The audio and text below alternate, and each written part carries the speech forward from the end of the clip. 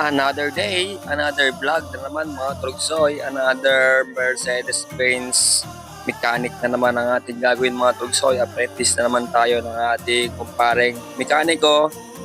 At dahil nga sa Imus Cavite kung tayo pupunta ay sa C6 na kami dumaan at dito nga sa mga oras to ay nasa may SLEX na po kami. Napakatagal ko rin hindi nakadaan dito sa lugar na to kasi simula nung mag-open na yung pandemic at nagkaroon na ng jeep, pwede na makabiyahe ay puro jeep lang yung binibiyahe ko. Kaya ngayon lang ulit mo nabigyan ng pagkakataon na makadaan ulit dito sa SLEX na to mga trugsoy. Alright mga trugsoy, we are now here in Città Italia, Buhay ng Tubig, Imus Cavite. Dito naman tayo gagawa ngayon mga trugsoy. Yes, let's go! At dito nga mga trugsoy ay dinidrain na ni Kuya yung transmission oil na yan mga trugsoy. Bale, binidyohan ko lang sila dyan dahil ako ay nagkakapi dito sa Gedli. Sila lang pinagagawa ko muna. Pero joke lang yan syempre. Tumulong tayo sa paggagawa na yan. Mga trugsoy, kung mayroon mga nakakalam dyan sa part na yan. Kasi ako, sa totoo lang mga trugsoy, first time ko makita yan. Update mga trugsoy. Bale, transmission po pala ang ginagawa namin. Wala akong ka-idea dito kung ano itong ginagawa namin dito, pero tumutulong-tulong lang ako. Bali, binaba namin yung crankcase ng transmission. Napakadumi. Napakadami ng rebaba. Matagal na siguro hindi na-change oil to.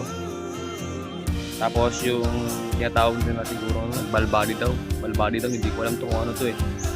Binaba namin, tapos nililinisan.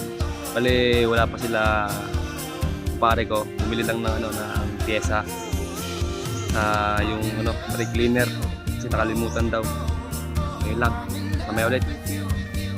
Habang wala nga po si pare ko, sabi ko nga, bibits na ng brake cleaner. Ako naman dito ay tamang linis itong valve body na yan. At ikaw trugsoy, baka meron kang kilala dyan na meron mga Mercedes-Benz o BMW na gusto magpa-service dyan, kontakin nyo lang to. Ito nasa screen na ito. Ayan yung FB page nila na Mechanic Duo. O baka merong kakakilala o kaibigan na merong mga luxury car din, ay recommend nyo itong Mechanic Duo na to. Dahil masisigurado ko po sa inyo na garantisado at magaling ang mekaniko na yan. At marami na rin silang mga naging customer at satisfying talaga sila pag kailangan gumagawa. Kaya ako ito, napapasama na rin ako sa grupo nila na yan. At ako po yung kanilang apprentice at nag-aaral-aral na rin ako. Dahil sa totoo lang talaga, alam niyo naman mga trugsoy na puro jeep lang yung nagagawa ko palagi. At ito nga, first time ko itong nakakita ng ganitong pyesa ng Mercedes-Benz. Ang tawag pala nila dyan ay valve body. At sa mga oras yan ay kinakabit na nila dahil nalilinisan ko na. At bali ito yung ATF, Automatic Transmission Fluid, ay talagay dyan. At itong pinapakita ko sa inyong hose na yan at kakaiba rin yan sa aking paningin. Panoorin nyo kung paano ko isasalin yan na pwede palang maisalin yung langis na yan na nasa ilalim.